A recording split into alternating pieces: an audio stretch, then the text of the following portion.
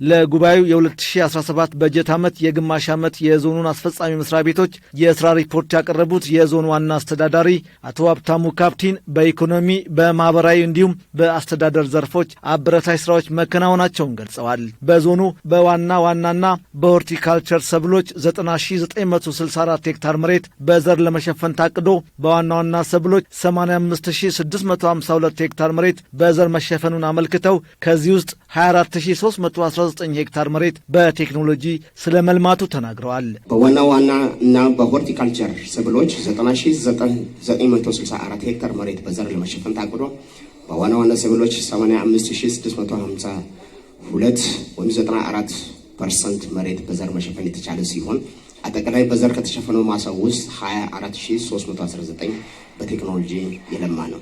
በ2016-17 የምርት ዘመን በዋና ዋና ሰብሎች በበልግ በመኸር እንዲሁም በበጋ መስኖ ስንዴ 3.5 ሚሊዮን ኩንታል ምርት ለማምረት ታቅዶ 3.3 ሚሊዮን ኩንታል ምርት በመሰብሰብ የዕቅዱን 92 በመቶ ማከናወን እንደተቻለ በሪፖርታቸው አመልክተዋል። ከንግድና ገበያ ልማት አንጻርም የማክሮ ኢኮኖሚ ማሻሻያውን ተከትሎ ያልተገባ የዋጋ ጭማሪ ያደረጉ ህገወጥ ነጋዴዎች ላይ የክትትልና የቁጥጥር ሥራ ከመስራቱም በላይ የቅጣት እርምጃ መወሰዱን ገልጸዋል።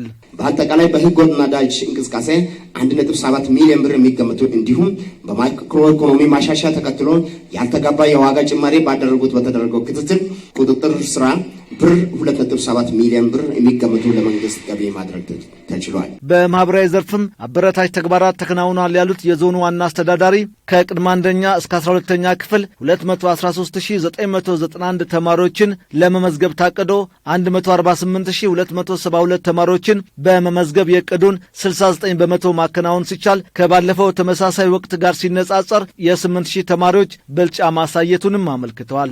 የትምህርት ጥራትን ለማምጣት እየተሰሩ ያሉ ተግባራት ተጠናክረው እየተከናወኑ እንደሚገኝም ገልጸዋል። የሁለተኛ ደረጃ ተማሪዎች መጽሐፍ ከ9 እስከ 12ኛ ክፍል በፌዴራል ታትሞ በቦንጋ የተረገፈውን በአፈጣኝ በማምጣት በተማሪዎች ቁጥር ተከፋፍሎ አንድ ለአንድ ማድረስ ተችሏል። ከ1 እስከ 6ኛ ክፍል በሌሎች ቋንቋ የህትመት ስራዎች የሚከናወኑ በክልል ደረጃ በመሆኑ በሶፍት ኮፒ እና በፎቶ ኮፒ በጊዜያዊነት እየሰራን የክልሉን ምላሽ የተጠባበቁ እንገኛለን። ከጤና አንጻርም የጤና ልማት ስራዎች በተለይ በተደራጁ የሴቶች አደረጃጀቶች ህዝባዊ ንቅናቄዎችን በማጀብ በሽታን የመከላከልና ጤናን የማጎልበት ተግባር በበጀት ዓመቱ ከተሰሩ ውጤታማ ስራዎች ተጠቃሽ መሆናቸውንም አመልክተዋል። ለ9171 እናቶች የወሊድ አገልግሎት ተጠቃሚ እንዲሆኑ ለማድረግ ታቅዶ 7655 84% እናቶች አገልግሎቱን በጤና ተቋም በሰለጠነ ጤና ባለሙያ ተጠቃሚ ሲሆኑ ከሽፋኑ 63% የደረሰ። በሌሎች ዘርፍም በርካታ ተግባራት መከናወናቸውን ዋና አስተዳዳሪው በሪፖርታቸው አመልክተው በቀረበው ሪፖርት ላይ የምክር ቤቱ አባላት ጥያቄ አንስተው መልስ ተሰጥቶበታል። አንድ አካባቢ ወደ አንድ አካባቢ አንድ ቦቲ የሚንቀሳቀስበት የአሰራር ስርዓቱን ጨምራል። ለምሳሌ ወደ ሲዝ የሚሄድ ቦቲ ወረፈርዳ ላይ የተያዘው እንዴት ነው እርምጃ የተወሰደው? ሚዛንን በትላንት በዞን ማዕከል ጋር መወዳደር የለብንም። የክልል ከተማ ነው። የተሽከርካሪዎች ቁጥር አለ።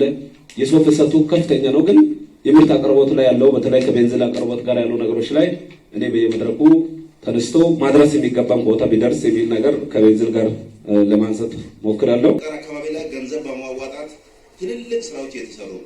ድልድይ እየተሰራ ነው። መንገድ እየተሰራ ነው። ምን እየተሰራ ነው? የከተማ ህዝብ እምቢ ብለዋል ወይ? ክፍት ያሉ መንገዶች ባጃጅ በየመንደሩ ሮጦ የሚገባው መቼ ነው?